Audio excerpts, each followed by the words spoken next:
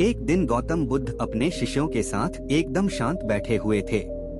उन्हें इस प्रकार बैठे हुए देख उनके शिष्य चिंतित हुए कि कहीं वे अस्वस्थ तो नहीं हैं।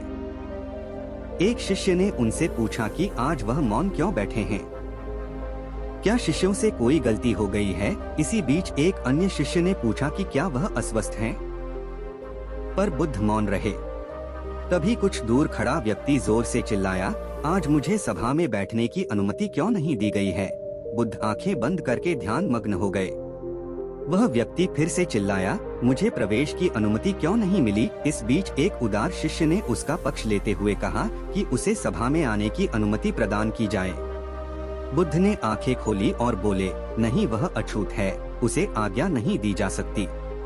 यह सुन शिष्यों को बड़ा आश्चर्य हुआ। बुद्ध उनके मन का भाव समझ गए और बोले, हाँ, वह अछूत है। इस पर कई शिष्य बोले कि हमारे धर्म में तो जात पात का कोई भेद ही नहीं, फिर वह अछूत कैसे हो गया। तब बुद्ध ने समझाया, आज वह क्रोधित होकर आया है। क्रोध से जीवन की एकाग्रता भंग होती है।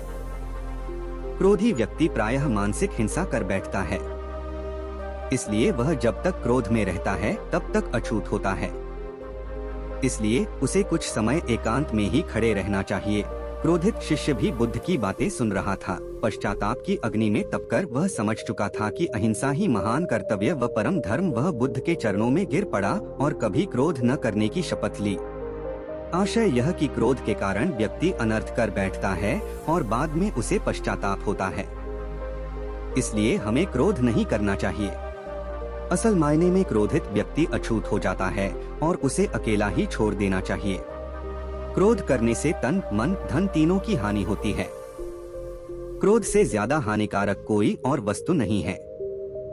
बुद्ध ने कहा भी है, क्रोध को पाले रखना गर्म कोयले को किसी और पर फेंकने की नीयत से पकड़े रहने के समान है। इसमें आप ही जलते हैं।